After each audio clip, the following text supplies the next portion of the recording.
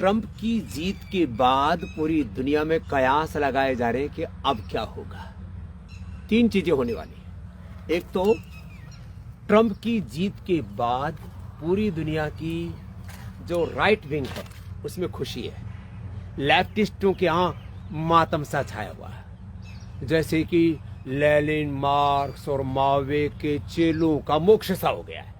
वैसे कन्फ्यूशियस बहुत अच्छे महापुरुष थे, लेकिन उनके चेलों ने लेनिनवाद, मार्क्सवाद, माओवाद के नाम पर जो फसाद फैलाया है वो भूल गए कि कन्फ्यूशियस जिन्होंने समाजवाद का, साम्यवाद का, एकता का, समानता का दर्शन दिया, वो कन्फ्यूशियस के चेहरे तो कंफ्यूज हुए पड़े हैं ट्रंप की जीत के बाद, क्योंकि राइटिस्ट लोगों के जलवे उनके यहाँ दिवालियां मनाई जा रही हैं। दूसरा, America first, American first, nation first, ये जो पूरी दुनिया में राष्ट्रवाद का जो पूरा जलवा था, अब मैं उसको थोड़ा सा खराब शब्द नहीं बोलूंगा, मैं ये कहूँ कि राष्ट्रवाद का उन्माद सा छा रहा है, क्योंकि हम तो प्रकृति के, संस्कृति के उपासक है। देखो कितना सुंदर सा फूल है, हम तो पूरी दुनिया को फूलों की तरह ऐसे मुस्कुराता हुआ देखना चाहते हैं। इसलिए मैं कहूँगा राष्ट्रवाद का उन्माद नहीं, राष्ट्रवाद का प्रसाद,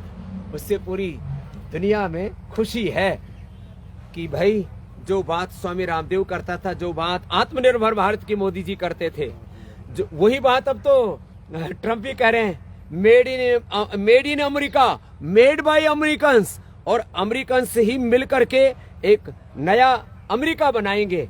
पूरी दुनिया के लोगों ने अमेरिकन्स के हक भी काफी छीन लिए थे। तो अब राष्ट्र हित पर सर्वोपरि है, राष्ट्र धर्म सर्वोपरि है, राष्ट्र प्रेम सर्वोपरि है, नेशन, देश सब कुछ है। ये विचार, ये संस्कार अब हिलोरे ले रहा है पूरी दुनिया के अंदर। तो अब पूरी दुनिया के ये जो मैं कहता हूँ, जिसको मूर्ख कहो, अविवेकी कहो या दम्भी कहो, ऐसे पॉलिटिशियंस जो एक अलग प्रकार के ग्लोबलाइजेशन और लिबरलाइजेशन के नाम पर साम्राज्यवाद, पूंजीवाद, और मैं कहता हूं एक बहुत खतरनाक शब्द प्रयोग करता हूं, एक आइडियोलॉजिकल टेररिज्म से पूरी दुनिया को में टेरर फैलाना चाहते थे, अब उनकी सामर्थ्य आ गई है। एक तीसरी बात बहुत महत्वपूर्ण है, अब जो लोग इस्लाम को, कुरान को बदनाम करके गजवाए हिंद का सपना संजोए बैठे थे, उन बांग्लादेश वालों में, उन पाकिस्तान वालों में मातम सा छाया हुआ है कि भाई ये तो इधर तो मोदी और इधर योगी और इधर है ट्रंप, और फिर उसमें आहुति रामदेव ने भी लगा दी है। अब क्या होगा? अरे अच्छा ही होगा, तुम क्यों परेशान हो रहे हो?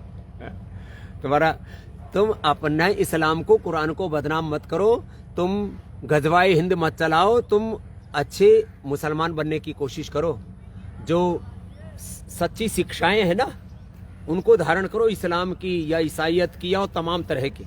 अब देखो, ठीक है, ईसाइयों ने भी पाप किया था एक वक्त, 150 से ज्यादा देशों पर रिलीजियस और पॉलिटिकल कॉलोनाइजेशन स्थापित किया था उन्होंने। बाद में उनको समझ आ गई तो उन्होंने वो जो है उन्माद अब थोड़ा कम कर दिया है। अब मुसलमानों को भी ये समझना चाहिए, अपने देश को संभालो, अपने जीवन को अच्छा बना लो, दूसरों को काफिर कह करके उनका कत्ले आम जो है सिरतन से जुदा, ये सब चीजों में मत पड़ो।